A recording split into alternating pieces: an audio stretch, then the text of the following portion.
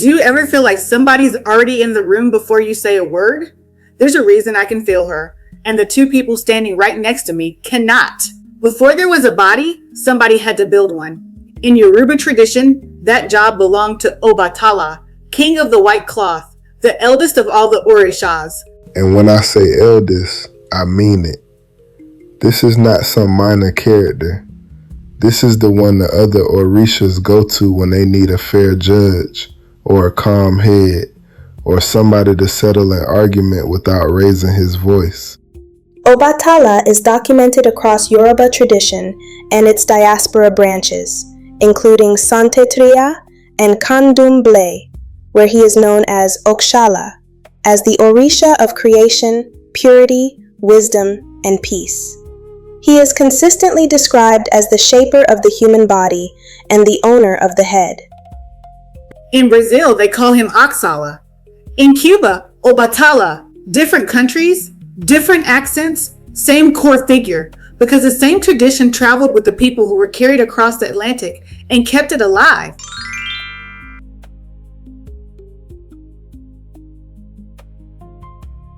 So how does the story actually go? Olara, the supreme god, hands Obatala the job of shaping the world and molding the first humans out of earth and clay. Correct. Olaran provides the breath of life, but Obatala is credited as the one who forms the body itself. That is why he is still called the father of humankind in several traditions, and why he is honored as the owner of all heads, or Ori, in the rule of Osha and related practices. And that Hayten is not a small detail. In Yoruba belief, the Ori is the seat of thought, destiny, dreams, and consciousness. Every Orisha can claim a piece of you, but until you're initiated, Obatala still owns your head. Which is, structurally, a strikingly early theory of mind. Long before neuroscience located cognition in the skull, this tradition had already placed the self there. Why that intuition kept surfacing independently across cultures, the mechanism remains unclear. There it is. See, this is why I keep her around. She'll validate a 1,000-year-old idea and still make it sound like a lab report.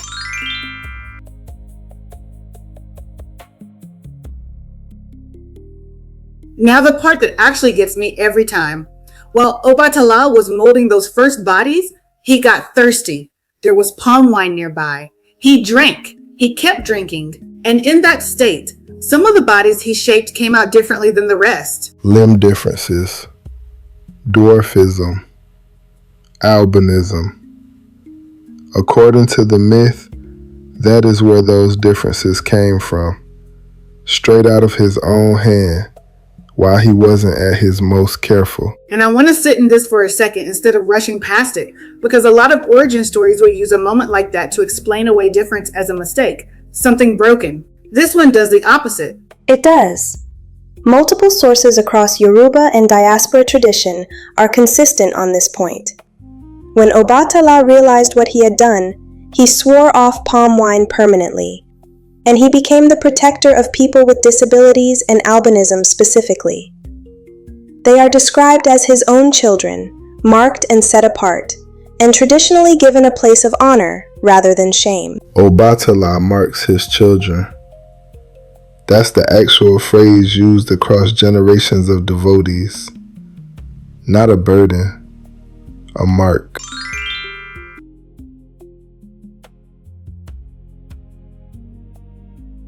A mark is a mark, my daughter. We did not wait on a scientist to tell us a child was sacred. We simply knew, and we treated them. It doesn't need the science to be true. It was already true. Wait, what were we saying? You said a complete sentence with no antecedent. I do not have a category for that. Some things don't need one.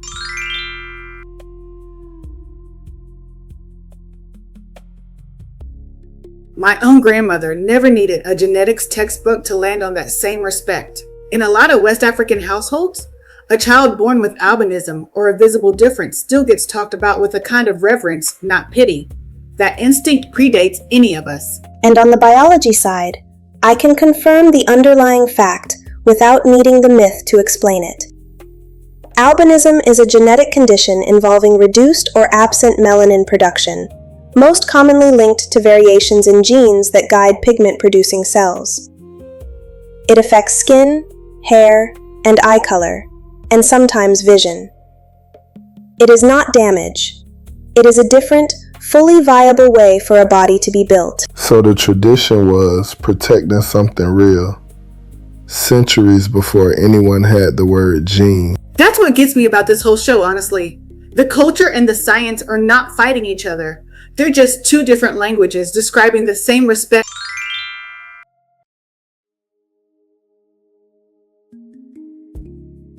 This didn't stay in one country either.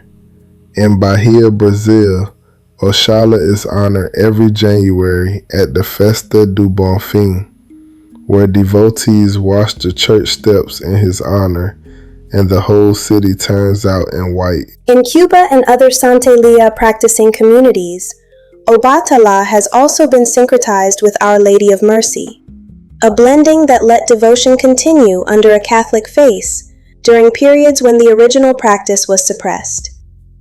The core identity, purity, wisdom, and peace, carried through regardless of which name was on the surface. That's resilience, not just tradition. People kept this alive by any door that was open to them.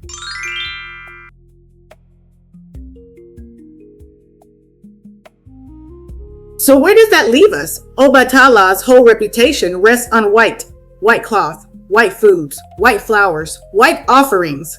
And it would be easy to hear white and immediately think of something else entirely. Which it is not.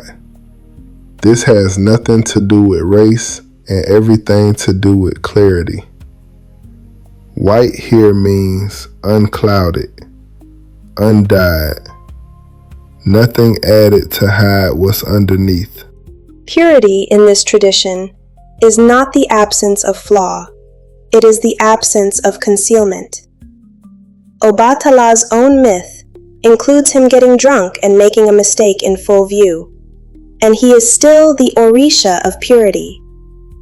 The two are not in conflict. That might be my favorite thing about him. He is proof that you can mess up in public, own it completely, and still be the calmest, wisest one in the room afterward. Meanwhile, some of us are still deflecting with a bracelet fix and a subject change. So next time somebody tells you purity means perfect, you can tell them about the Orisha who shaped the human body while drunk on palm wine, swore off the drink for good, and spent the rest of his existence honoring exactly the people that moment produced. Wear your white. Stay clear. That's the whole lesson.